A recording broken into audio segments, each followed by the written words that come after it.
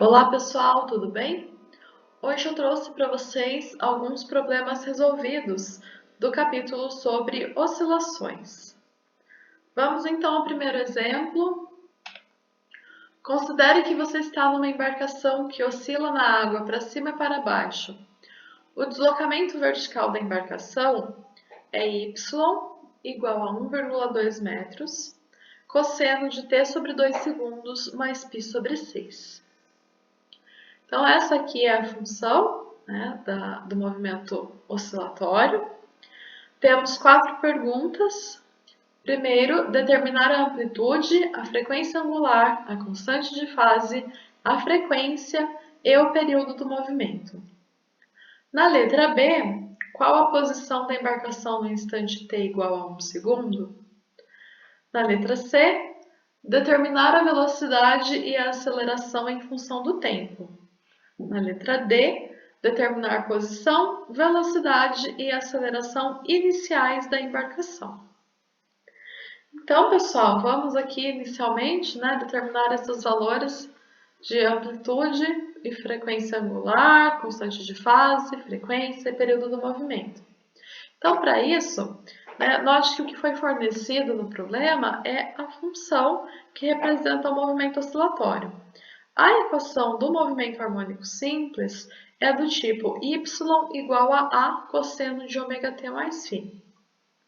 Então, o que eu vou fazer aqui inicialmente é comparar as duas equações e ver que tipo de informações eu vou conseguir obter. E depois, com essas informações, a gente pode fazer os cálculos que venham a ser solicitados, né? Então, pessoal, vamos lá. Comparando as duas equações, notem que a primeira coisa que a gente precisa fazer aqui é determinar a amplitude. A amplitude na equação do MHS é dado aqui pela letra A. Né? Comparando as duas equações, ela está representada por 1,2 metros. Então, a amplitude é 1,2 metros. Próximo passo, calcular aqui a frequência angular. Então, vamos de novo fazer aqui a comparação. Né? Nós temos o termo do cosseno, a frequência angular é ômega, né? É o termo que está multiplicando o tempo dentro do cosseno. Logo, o termo que está multiplicando o tempo é 1 sobre 2 segundos. Então, teremos aqui uma frequência angular que será de meio radiano por segundo. Depois teremos ainda que determinar a constante de fase. Né? A constante de fase é o termo φ, que aparece somado ao termo que está multiplicando o tempo. Né? Então, comparando, temos que φ vale π sobre 6. Está em radianos, ok? Então, agora a próxima parte é para que a gente calcule a frequência e o período do movimento. Né? A frequência ela é obtida através dessa relação, ela é definida como sendo a frequência angular dividido por 2π. Então, aqui nós teremos meio, né, que é a frequência angular, e 2π no denominador, ou seja, 1 sobre 4π, que dá 0,0796 Hz. Para calcular o período, ele é o inverso da frequência, então como a frequência é 1 sobre 4π, né, o período vai ser 1 sobre 0,0796 Hz, ou então o período vai ser 4π, né, é a mesma coisa, que vale 12,6 segundos. Então, aqui a gente determinou tudo que foi pedido na letra A. A próxima pergunta, qual a posição da embarcação no instante t igual a 1 segundo? Então, a gente já tem a função posição, em função do tempo. Vou repetir ela aqui. Basta a gente substituir o tempo pelo que foi solicitado, 1 segundo.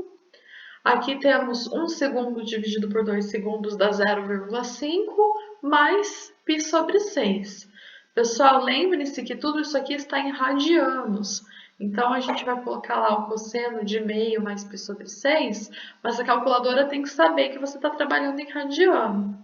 Então, pessoal, se você está usando uma calculadora científica, lembre de configurá-la adequadamente, né? Se está usando no computador, a gente também pode fazer a configuração, enfim. Na calculadora, para que a gente lembre de trabalhar em radianos, observe quando você liga ela que está aparecendo lá na partezinha de cima dela, tem um símbolozinho. Se tiver D, é porque ela está trabalhando em graus. Para passar em radianos, vocês precisarão apertar a tecla Mode 2 vezes.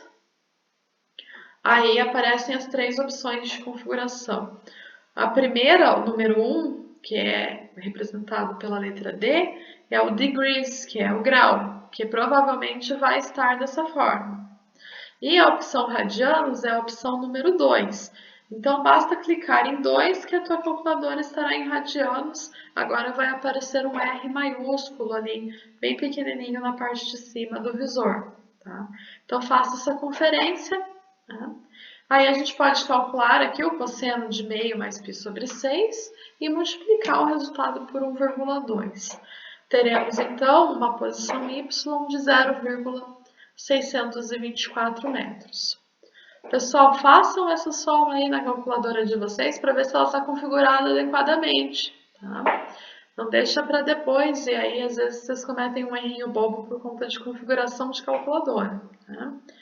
E aí chega num valor nada a ver, completamente absurdo. Então vamos continuar na letra C. Pediram então para que a gente determine a velocidade e a aceleração em função do tempo. A velocidade é a derivada de posição com relação ao tempo, né, dy dt. Então basta substituir aqui a função y de t para a gente fazer a derivada. Então eu fiz aqui a substituição, teremos uma constante multiplicando o cosseno, ela passa aqui para o lado de fora, né? Continua multiplicando. A derivada do cosseno é menos seno do termo que está aqui dentro, que depende do tempo. E dentro do cosseno a gente ainda tem mais uma função do tempo. Então a gente está usando aqui a regra da cadeia, de modo que ainda vamos multiplicar a derivada dessa função, que é t sobre 2s. Né? Então, aqui fazendo a derivada, ficamos com 1 sobre 2 segundos. Então, eu vou passar esse termo para cá multiplicando. Teremos menos 1 sobre 2 segundos vezes 1,2 metros, seno de t sobre 2s mais π sobre 6. Vamos fazer aqui a continha desse termo inicial. 1,2 metros dividido por 2 segundos é igual a 0,6 metros por segundo, que é a unidade de velocidade que tem que estar adequada. Né? Então, aqui teremos a velocidade em função do tempo, é menos 0,6 metros por segundo, seno de t sobre 2s, π sobre 6. Vamos, então, calcular agora a aceleração em função do tempo. Basta que a gente derive a velocidade com relação ao tempo. Então, eu substituo aqui a função v de t e vou derivar com relação ao tempo. Repito, então, menos 0,6 metros por segundo e faço a derivada. Né? Novamente, eu vou aplicar aqui a regra da cadeia. Tenho a derivada do seno, que é cosseno do mesmo termo, vezes a derivada de t sobre 2 segundos, que é 1 sobre 2 segundos. 0,6 metros por segundo dividido por 2 segundos dá 0,3 metros por segundo ao quadrado. Logo, a aceleração em função do tempo será menos 0,3 metros por segundo ao quadrado, cosseno de t sobre 2s mais π sobre 6. Então, aqui cumprimos a letra C, vamos à letra D, que é para determinar a posição, a velocidade e a aceleração iniciais da embarcação. Então, a gente já tem as 3 funções, y de t, v de t e a de t, basta a gente substituir o tempo como zero. Né? Então, quando a gente substitui aqui o tempo igual a zero, sobra apenas π sobre 6 radianos. Calculando o cosseno de π sobre 6, multiplique por 1,2. Então, chegaremos aqui à posição inicial da embarcação, que é de 1,04 metros. Para calcular a velocidade inicial também, é só substituir o tempo t por zero. Teremos o seno de π sobre 6 radianos, multiplicando menos 0,6 metros por segundo. Então, aqui nós teremos menos 0,3 metros por segundo. A aceleração é dada por essa função. Calcular a inicial, substituta é igual a zero. Ficamos de novo com o cosseno de π sobre 6 radianos. Só que agora está multiplicando. Olha a unidade errada aqui, pessoal. Digitei errado, hein? É metros por segundo ao quadrado, mas aqui já está corrigido. Temos então aqui o cosseno de π sobre 6 radianos vezes menos 0,3 metros por segundo ao quadrado. Então, chegamos à aceleração, que será de menos 0,26 metros por segundo ao quadrado. Ok? Então, resolvemos aí o nosso primeiro probleminha. Né? Tranquilo a princípio, né? Só fazer a identificação, as equações todas já tinham sido fornecidas anteriormente. E partir de V para descobrir V e A de T é basicamente fazer as derivadas de funções do tipo seno e cosseno, né, no caso de movimento harmônico simples, que são cálculos bem tranquilos, né? Vamos ao próximo probleminha. Um corpo oscila com uma frequência angular de 8 radianos por segundo. No instante t igual a zero, o corpo está em uma posição x igual a 4 centímetros, que é a posição inicial. E tem uma velocidade inicial de menos 25 centímetros por segundo. Então, aqui vamos primeiro precisar determinar a amplitude e a constante de fase do movimento e depois a posição em função do tempo. Aqui foram dadas as informações, a gente tem que escrever a posição em função do tempo, né? Qual é a função x de t para esse oscilador especificamente. Então vamos lá, né, pessoal? A gente sabe que a equação geral do MHS é x igual a A cosseno de ômega-t mais φ. E a velocidade, né, ela é obtida através da derivada, que é menos a derivada do cosseno, que dá seno de ômega-t mais φ, e temos aqui a derivada, né, da parte interna do seno, que é a derivada de ômega-t com relação ao tempo, que é ômega. Então, nós ficaremos com velocidade, v de t, igual a menos a ômega seno de ômega-t mais φ. Tá? Então, agora que a gente tem essas duas quantidades, a gente pode determinar, né, tanto a amplitude quanto a constante de fase. Por que eu calculei os dois? Porque quando eu escrevo aqui a equação do MHS, eu tenho as duas coisas são incógnitas, né? Tanto a amplitude quanto a constante de fase, né? Esse valor de φ. Então, pessoal, a gente precisa aqui ter duas equações, né? Não basta substituir a condição inicial, t igual a zero, porque a gente tem duas incógnitas, então eu preciso de duas equações. Por isso eu escrevi x de t e v de t. Então agora eu vou colocar as condições iniciais do meu problema. T igual a zero, a gente fica com a posição inicial, que é a cosseno de φ, e a velocidade inicial, que é menos a ômega seno de φ. Então aqui, dividindo uma equação pela outra, eu vou dividir v0 por x0, nós teremos menos a ômega seno de φ, sobre a cosseno de φ, a dividido por a dá 1, então essa razão é igual a menos ômega tangente de φ. Né? Então, notem que o que a gente vai descobrir aqui é a constante de fase. V0, x0 e ômega foram fornecidos no problema. Eu vou isolar a tangente de φ. Né? Então, a tangente de φ é equivalente a menos V0 sobre x0 dividido por ômega. Então, só substituindo os valores, a velocidade inicial.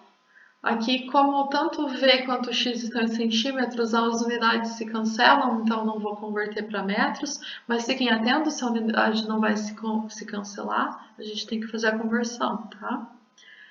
Então, temos aqui menos 25 centímetros por segundo, por 8 radianos por segundo e 4 centímetros. Centímetros por centímetros se cancela.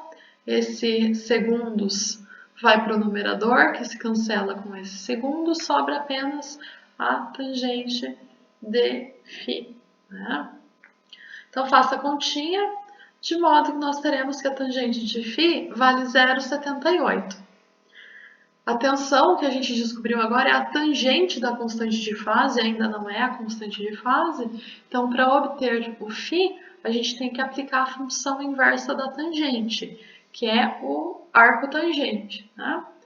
Então, a gente vai escrever aqui tangente a menos 1 do valor, aplicando a função, né, dos dois lados. Aqui a gente fica com φ e aqui a gente fica com a tangente a menos 1 de 0,78.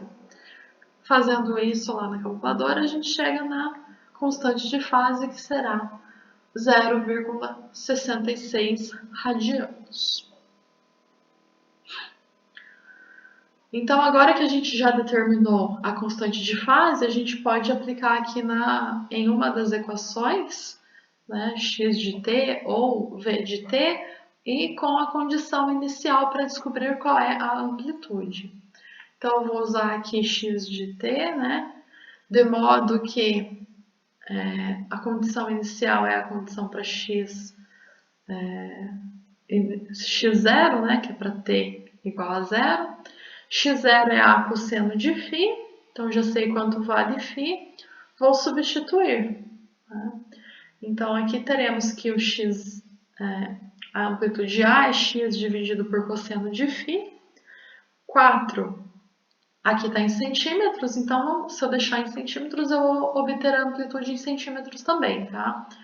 Atenção, pessoal, é bom fazer as continhas escrevendo as unidades para que você saiba o que você está pegando, né? Se você simplesmente substitui 4, você tem que lembrar que essa amplitude não está em metros, está em centímetros. Ou então, se você fizer aqui a conversão, ela estará em metros. Né? Então, o ideal aqui para não se perder com essas unidades é sempre escrevê-las, né, ao longo da continha. Fazendo a continha, chegaremos então numa amplitude de 5,06 centímetros. Temos ainda na letra B, que é solicitado para determinar a função x de t, né? X em função de tempo. Então, a gente sabe que a função do oscilador harmônico tem essa forma, x igual a cosseno de ômega t mais φ. Se a gente já conhece todos os termos, basta substituir, senão a gente vai ter que encontrar ainda algum termo. Então, a gente já tem a amplitude, a frequência angular já foi fornecida no problema, a constante de fase também a gente já calculou, é só substituir, né? Teremos x igual a 5,06 centímetros, cosseno de 8,0t, mais 0,66. Se quiser, ainda é interessante colocar aqui que esse 8,0 é 8,0 sobre segundo, né? Para que a unidade do tempo se conserve. Mas também pode deixar dessa forma, né? Está dentro do cosseno ali, desde que a gente não acrescente unidades. Ok? Então, montamos aí a nossa função. Vamos agora ao próximo probleminha. Temos um corpo de 3 kg de massa preso a uma mola. Esse corpo oscila com uma amplitude de 4 centímetros e período de 2 segundos. Queremos saber qual é a energia total do sistema, que velocidade máxima tem o corpo e em que posição x1 a velocidade vai ser metade da velocidade máxima. Então vamos lá, primeiro queremos saber a energia total do sistema. A energia ela é metade de k vezes a amplitude ao quadrado. A gente já tinha chegado nessa equação da energia para um oscilador. Então essa é a amplitude, essa é a energia total, né, do nosso sistema. A gente vai observar se a gente tem essas informações. A amplitude foi fornecida, né, ela é de 4 centímetros, mas a constante K, né, que é a constante da mola, ela não foi obtida, tá? Então, ela não foi fornecida, né? Então, a gente precisa determinar ela. Como que a gente vai determinar isso?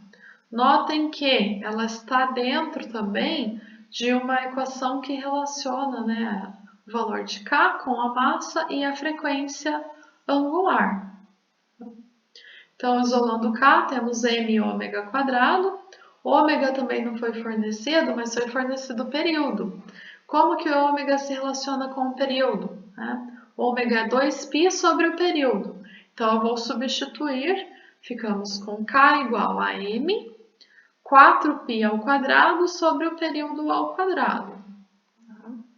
Agora a gente conhece a massa, conhece o período, posso descobrir quanto vale K. Fazendo a substituição, chegamos em 29,6 Newton por metro, se tiver tudo no SI. Né? Então, aqui teremos já a constante K, basta substituir ela e a amplitude para encontrar a energia. Meio de K quadrado é meio de 29,6 Newton por metro, vezes a amplitude. Então, aqui tem que estar em metro também, né, para que as unidades se cancelem.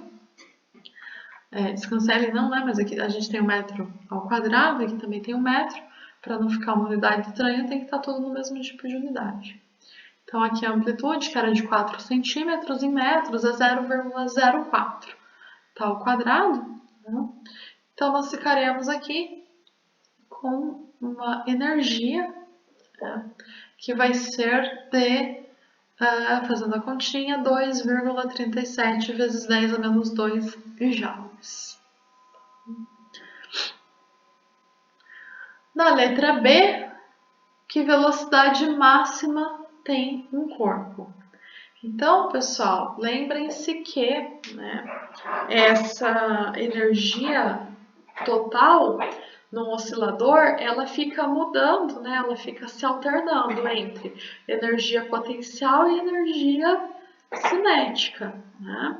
Então, em alguns momentos, né, na elasticidade máxima, na extensão máxima da mola, a gente vai ter só a energia potencial e quando ele passa ali, né, o oscilador passa pela posição de equilíbrio da mola, nós teremos a velocidade máxima e aí toda a energia foi convertida em energia cinética.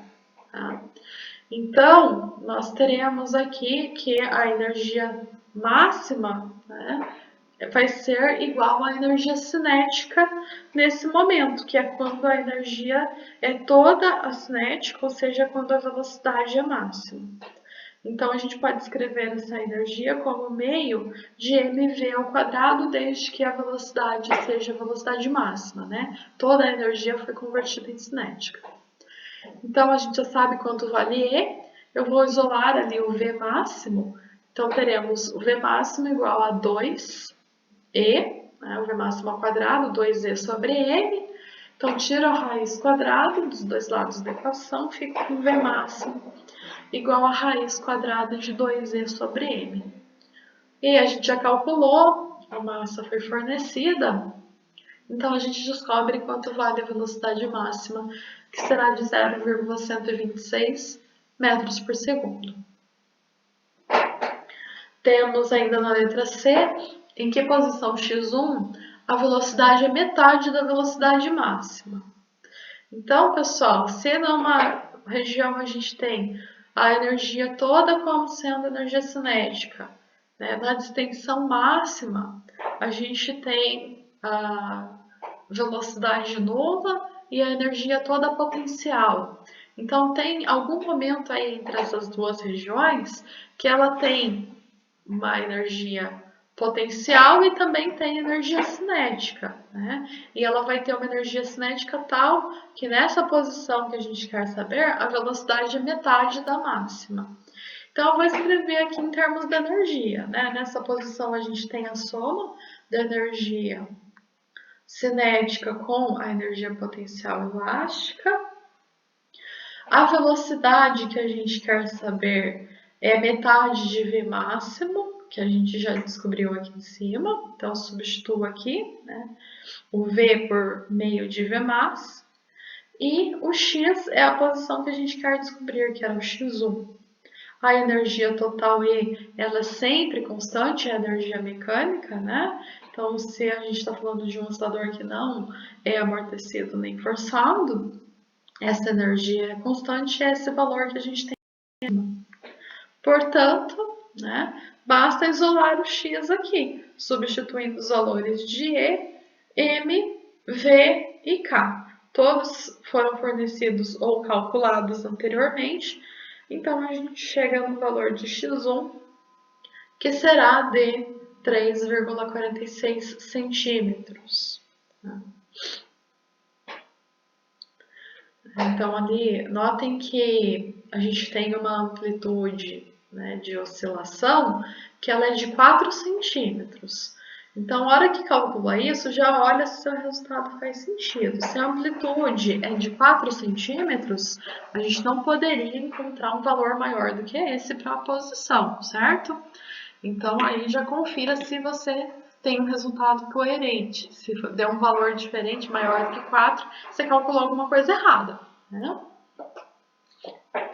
Deu um valor inferior a 4, e note que, né, quando a gente está ali próximo da distensão máxima, a energia é toda potencial, né? Depois, rapidamente, a gente já tem um ganho de energia cinética que vai com a velocidade ao quadrado. Então, por isso, a gente vai ter ali a nossa região, né, de velocidade metade da velocidade máxima, ela não vai ser aqui na metade do caminho. Né? Não vai ser entre 0 e 4 centímetros, vai ser entre 0 e 4 centímetros, mas não na metade, não em 2 centímetros, porque a dependência não é linear. Tá? Então, a gente chega aqui nessa posição que está bem próxima, na verdade, da amplitude. Rapidamente, ela já chega, né, menos de meio centímetro aí aproximadamente, né, pouco mais do que isso, ela já chega numa velocidade que é metade da velocidade que ela vai obter lá em x igual a 0. Bom, pessoal, então agora vamos a um último probleminha. Eu peguei aqui o caso de um oscilador amortecido. Então, temos aqui um oscilador amortecido do tipo massa-mola. Ele tem uma massa de 250 gramas. A constante da mola é 85 Newton por metro. E a constante B, que está relacionada ao amortecimento, é de 0,070 kg por segundo. Então, queremos saber aqui, né, quantos períodos são necessários para que a energia mecânica do oscilador seja reduzida à metade do valor inicial. Então, antes de mais nada, a gente tem que saber se vai ter aqui um número maior de períodos, de que tipo de oscilador amortecido a gente está falando. Será que é um amortecimento crítico, subcrítico, supercrítico? Né? A gente já viu que se for um oscilador, né, que não seja subcrítico, ele nem apresenta oscilações, né? Então ele não vai ter períodos completos, né? Ele vai simplesmente ter a sua energia reduzida, né, em função ali da posição com uma exponencial. Então vamos determinar primeiro o tipo de amortecimento que a gente tem aqui, porque o problema não falou. Então, para isso, o que a gente tinha? O que determinava o tipo de amortecimento era a comparação do valor de ômega zero, que era a frequência natural, com gama sobre 2, né? Então, eu vou calcular os dois termos primeiro para a gente ver que tipo de amortecimento a gente tem. O ômega zero, a frequência natural, é a raiz de K sobre M. Então, aqui a gente já tem os dois valores. Nós chegaremos em um ômega zero de 18,4 radianos por segundo. No caso, para o oscilador, para a gente saber o tipo de amortecimento no oscilador, a gente ainda precisa calcular gama sobre 2. Lembrando que gama é B sobre M, então teremos B sobre 2M. Substitua, o B foi fornecido, a massa também. Chegamos em gama sobre 2 igual a 0,14 radianos por segundo. Então, aqui a gente faz a comparação, né? Nesse caso, nós temos que o gama sobre 2 é menor do que o ômega zero, então a gente tem um amortecimento do tipo subcrítico. Não só é menor, como também é muito menor, né, pessoal? Então, esse amortecimento é bem levinho, ele vai perdendo energia bem aos pouquinhos, tá? Então, vamos tratar de um amortecimento subcrítico. Agora, a gente sabe que teremos lá várias oscilações, né, completas, teremos os períodos bem definidos antes de o movimento finalizar. Tá? Então, agora, pessoal, para a gente calcular o amortecimento subcrítico, a gente vai observar qual é a frequência, né, angular desse movimento. Então, lembre-se que a frequência angular ela é dada por ômega zero, raiz, né, de ômega zero quadrado menos gama quadrado sobre 4. Por isso que a gente tinha essa comparação aqui, inclusive, para determinar o tipo de amortecimento. Né? Então, eu vou calcular quanto vale os termos aqui que estão ao quadrado. O ômega zero ao quadrado, ele vale 340 radianos por segundo ao quadrado. E o gama sobre 2 ao quadrado, ele vai ser esse valor aqui, né, elevado ao quadrado ainda, que dá 0,0196 radianos por segundo ao quadrado. Então, notem que quando eu subtraio aqui 340 menos esse valor, vai dar aproximadamente 340, vai dar 339, um monte de coisa lá na frente.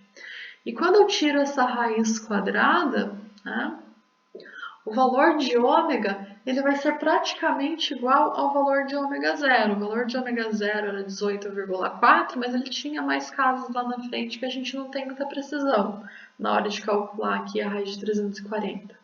E na hora de calcular a raiz que aqui desse valor, né, que fornece o ômega, a gente vai ter a mesma quantidade, 18,4. Vai ser lá numa casa lá na frente que vai dar a diferença entre o ômega e o ômega zero.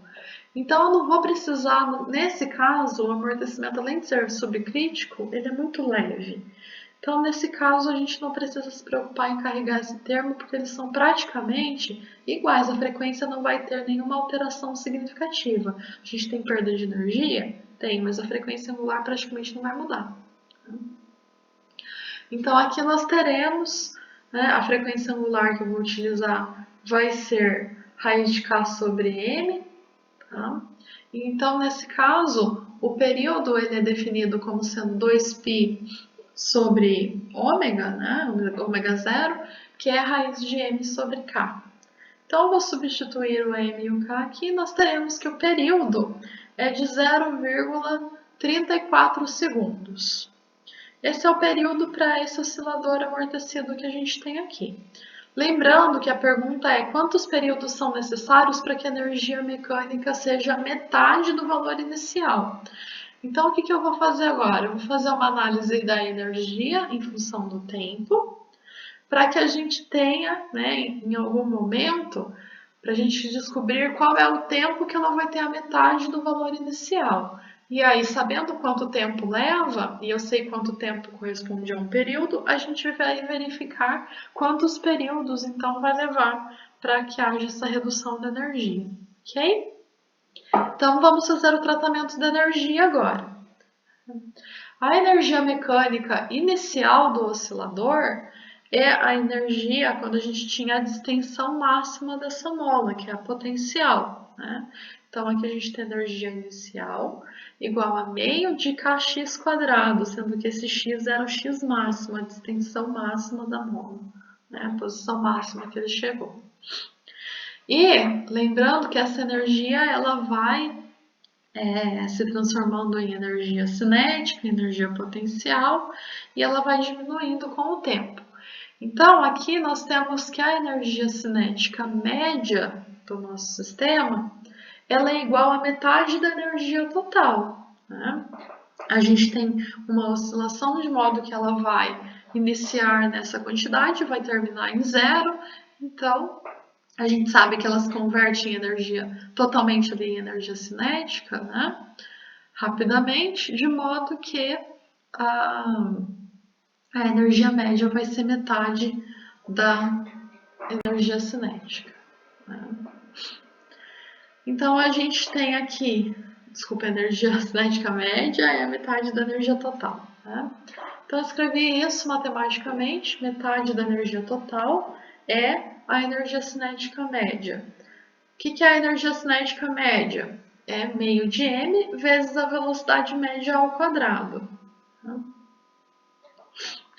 Então, nós temos aqui, isolando o v quadrado médio, passo o meio com meio se cancela, ficamos que essa velocidade vai ser e sobre m, né? Então, pessoal, aqui, por que eu estou fazendo essa ideia, né? A gente tem aqui que cheguei numa relação com vocês que a variação da energia com relação ao tempo era dada por essa equação, que é menos m gama velocidade ao quadrado, né? A gente pode aproximar aqui essa velocidade ao quadrado pela velocidade média, né, ao quadrado. Então, quando eu faço essa substituição aqui, né, vai aparecer esse v quadrado médio que vale e sobre m. Então, vou substituir, ficamos com dE dt igual a menos m gama vezes e sobre m. Então, os m se cancelam, sobra apenas o gama, tá? Ou seja, teremos que dE dt igual a menos o gama, que é b sobre m, vezes e. Então, agora a gente chegou nessa equação. Para descobrir aqui em função de t, basta a gente fazer a integração, né? De modo que nós teremos uma quantidade, uma amplitude E0 e a menos gama t, né? B sobre m é gama.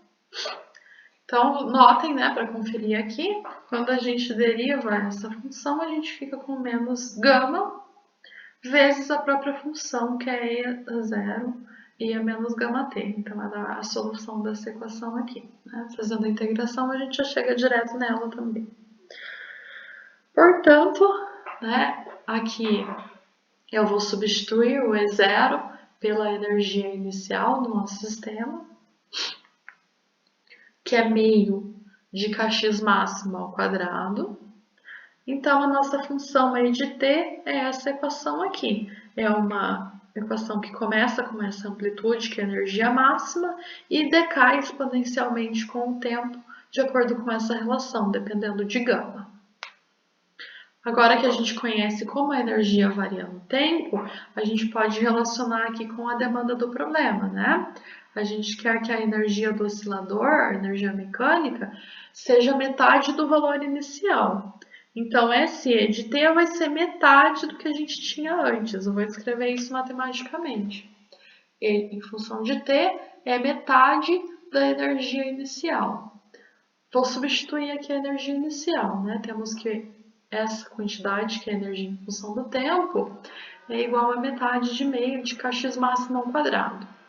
Então, esse meio de kx máximo ao quadrado aparece dos dois lados da equação, eles se cancelam.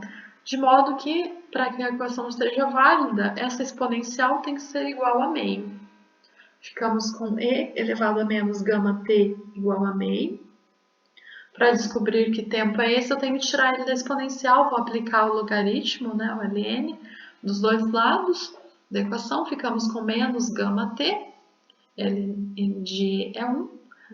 Tá? E do outro lado ficamos com ln de meio. ln de meio é igual a ln de 1 menos ln de 2. E ln de 1 é zero.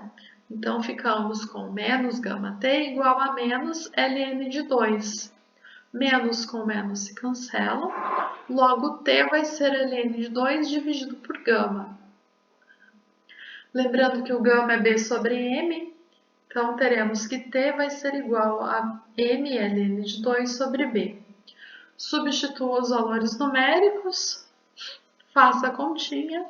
Chegamos então no tempo que vai demorar para a energia ser reduzida à metade da inicial, que é de 2,5 segundos. Então, aqui a gente vai tentar descobrir quantos períodos que isso corresponde, né? Temos ali que o número de oscilações vai ser dado pelo tempo total, dividido pelo período. Então, esse número de oscilações é de 7,4, ou seja, né, o tempo é o número de oscilações do período, ou seja, em número de oscilações que a gente tem, né, formando o período completo. Então, nós teremos ali, o tempo vai ser igual a 7,4 períodos completos. Né? Então, é essa a resposta do nosso problema. Né? Vamos levar quantos períodos para a energia ser reduzida à metade? 7,4 períodos. Então, pessoal, aqui, né, encerramos os exemplos do capítulo de oscilações. Até mais!